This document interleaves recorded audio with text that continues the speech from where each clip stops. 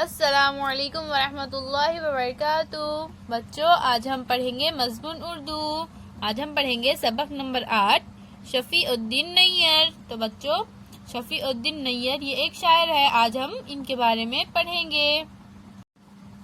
تو بچوں، اس تصویر کو غور سے دیکھیے، یہ ہے بچوں شفیع الدین نیّر۔ تو بچوں، آج ہم ان کے بارے میں پڑھیں گے۔ تم ہر روز اسکول میں یہ دعا پڑھتے ہو، لب پہ آتی ہے دعا بن کے تمنا میری، زندگی شمع کی صورت ہو خدایا میری۔ یہ دعا ایک بڑے شاعر نے لکھی ہے، ان کا نام ہے علامہ اقبال۔ علامہ اقبال نے بچوں کے لیے دوسری نظمیں بھی لکھی ہے۔ بچوں کے لیے بہت سی نظمیں اور کہانیاں لکھنے والے ایک شاعر ہوئے ہیں، جن کی ایک بہت پیاری نظم باغ کی سیر تم نے بھی پڑھی ہے۔ آؤ آؤ باغ میں جائے دل بہلائے۔ اس نظم کو لکھنے والے شاعر کا نام ہے شفیع الدین نیّر۔ ہم تمہیں ان کی زندگی کے حالات سناتے ہیں۔ ان کا پورا نام محمد شفیع الدین اور ان کے والد کا نام محمد حکیم الدین تھا۔ نیّر ان کا تخلص ہے۔ تخلص اس مختصر نام کو کہتے ہیں جو شاعر خود اپنے نام کے ساتھ لکھا کرتے ہیں۔ شفیع الدین نیّر علی گڑھ کے ایک قصبے اتراولی میں سن 1903 میں پیدا ہوئے۔ ابتدائی تعلیم انہوں نے یہیں کے ایک دینی مدرسے میں حاصل کی۔ وہ 7 ہی برس کے تھے کہ ان کے والد کا انتقال ہو گیا۔ ان کی والدہ ایک پڑھے لکھے خاندان سے تھی۔ انہوں نے تعلیم حاصل کرنے کے لیے اپنے بیٹے کو ایک رشتہ دار کے ہاں علی گڑھ بھیج دیا۔ وہاں کے گھر کا ماحول بہت اچھا تھا۔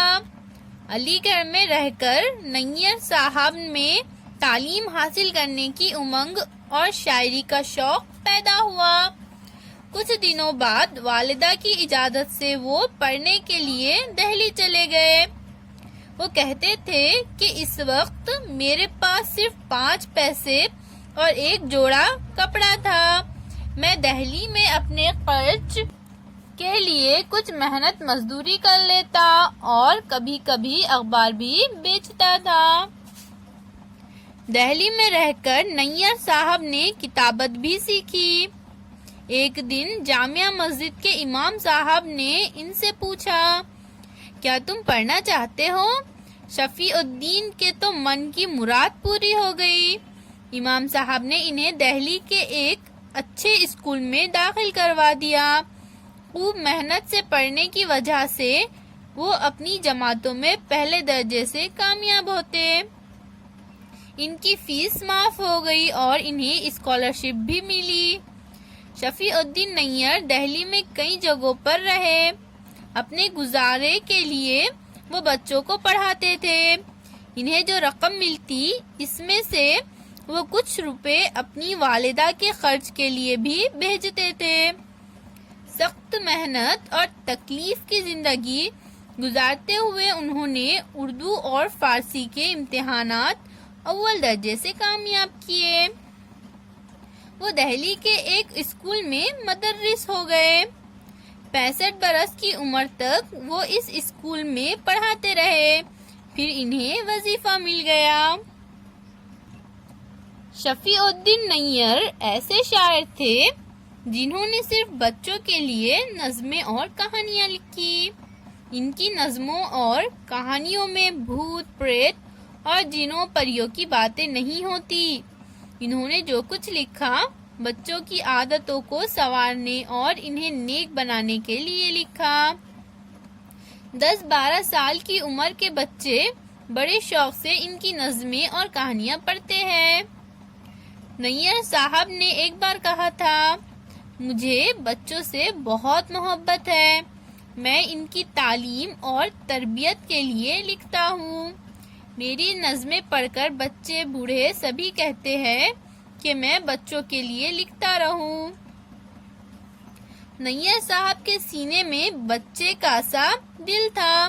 وہ اتنے معصوم تھے کہ کبھی کبھی ان کی باتیں سن کر لوگ ہنس دیا کرتے تھے. وہ بچوں کی سی باتیں کرتے اور بچوں کی طرح ہر وقت خوش رہنا چاہتے تھے. اگر کوئی ان کے ساتھ اچھا سلوک کرتا تو وہ جگہ جگہ اس کا ذکر کرتے. وہ وقت کے بڑے پابند تھے. ایک بار انہیں ایک جلسے کی صدارت کے لیے جانا تھا. وہ گھر سے وقت پر نکلے. راستے میں ایک صاحب مل گئے اور ان سے باتیں کرنے لگے. باتوں باتوں میں دیر ہونے لگی، اس لیے نیر صاحب وہاں سے جلسہ گاہ کی طرف دوڑتے ہوئے گئے. میزبان بے چینی سے ان کا انتظار کر رہے تھے. نیر صاحب ٹھیک وقت پر جلسے میں پہنچ گئے تو میزبانوں نے اطمینان کا سانس لیا. شفیع الدین نیر نے بچوں کے لیے 70 سے زیادہ کتابیں لکھی. ان میں نظموں کی کتابیں بھی ہیں اور کہانیوں کی بھی. بچے آج بھی بڑے شوق سے ڈھونڈ ڈھونڈ کر ان کی کتابیں پڑھتے اور مزے لیتے ہیں. نیر صاحب کے حالات سے معلوم ہوتا ہے کہ انسان محنت اور لگن سے علم حاصل کرے تو ایک اچھا اور کامیاب انسان بن سکتا ہے. بچوں سے پیار کرنے والے اس شاعر کا انتقال 30 جنوری سن 1978 کو دہلی میں ہوا. تو بچوں یہ سبق کے مصنف کون ہیں؟ سلیم شہزاد. سلیم شہزاد نے یہ سبق لکھا ہے. تو چلیے بچوں اب ہم الفاظ معنی پڑھیں گے. قصبہ یعنی دیہات، کتابت یعنی خوش خط لکھنا، وظیفہ یعنی سرکاری نوکری ختم ہونے کے بعد ملنے والی ماہانہ رقم. اللہ حافظ بچوں.